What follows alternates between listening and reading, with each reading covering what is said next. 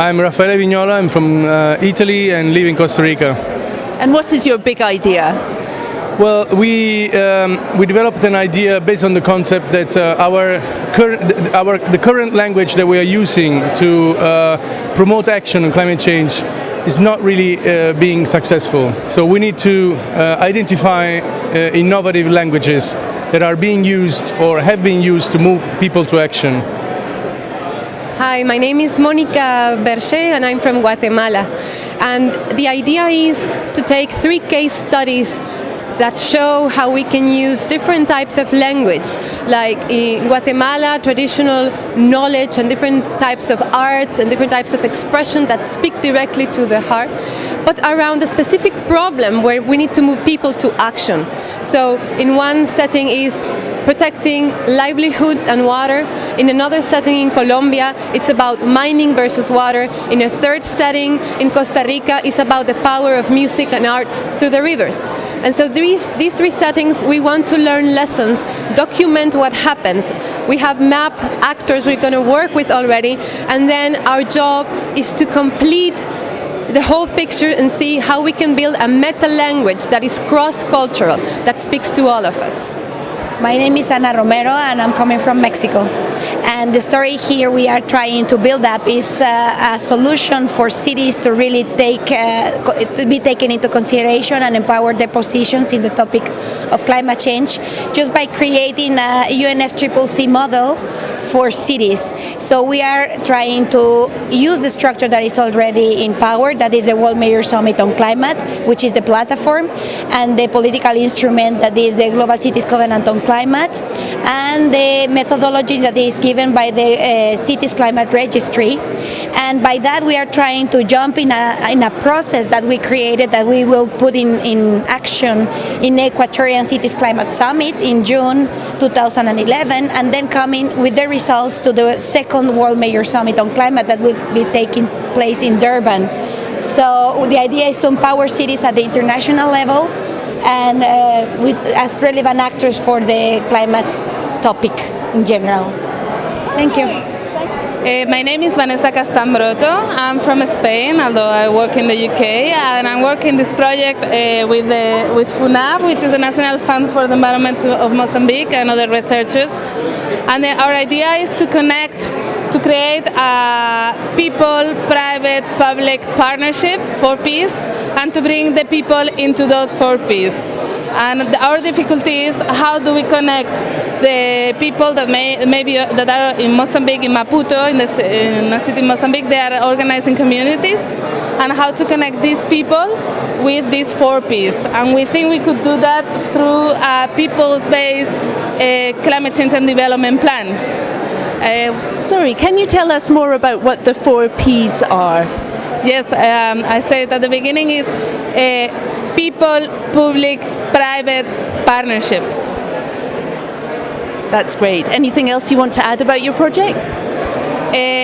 That it builds upon an existing system of waste management which is working in the city of Maputo, which integrates the peri-urban areas where there are informal settlements with the city.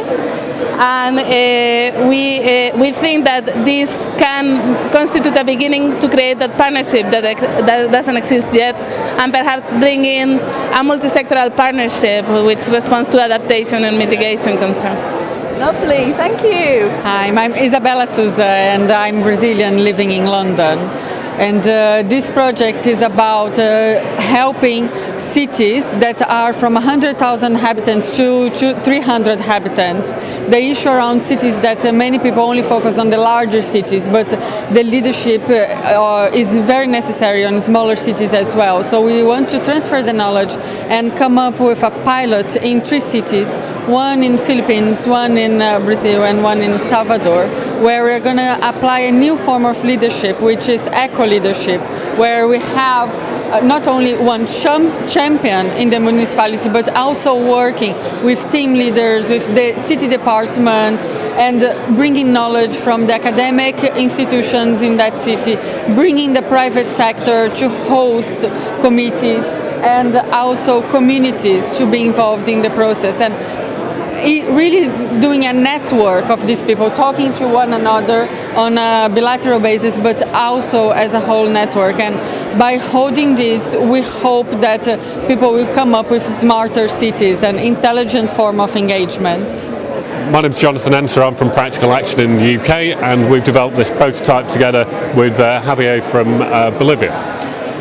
We're both concerned about adaptive capacity, and we understand adaptive capacity to be a learning process. And effectively, we know that there are really good examples of learning processes that have been occurring in communities, in policy processes around the world. Our understanding is that if communities and policymakers are going to face the ongoing threat and challenge of climate change, we need to replicate and enhance these learning processes so that they can not only deal with their immediate problems, but they can deal with their problems as they emerge, as the impacts of climate change start to be felt. So what we're suggesting is that we can identify through a quick and pretty dirty bit of research where different social learning processes are taking place. It might be around livelihoods, it might be around technology development, it might be around policy processes. Our prototype is to link these processes together and bring these actors into a social learning process about social learning. And the outcomes of that would be through a workshop where we refine and learn and develop a conceptual framing that leads to a greater understanding of social learning.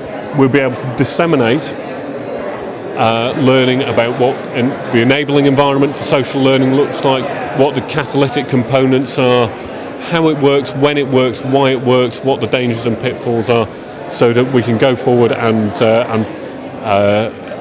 use that learning to support adaptive capacities in other contexts. Javier? My name is Javier Gonzales. I come from Nur University in Bolivia. One of the central elements of resilience building structures is learning to learn. It's the capacity to learn, and this is the central aspect of our prototype. We want to focus on the learning exercise communities are doing at the moment, and can replicate and teach or show other communities how to learn. This is the central concept that we are managing for evolving this kind of prototype. And the really innovative element of this framework, of this model that we are evolving, is that we are thinking in the conceptual framing as a central aspect of learning, and the real consciousness expanding element, because learning happens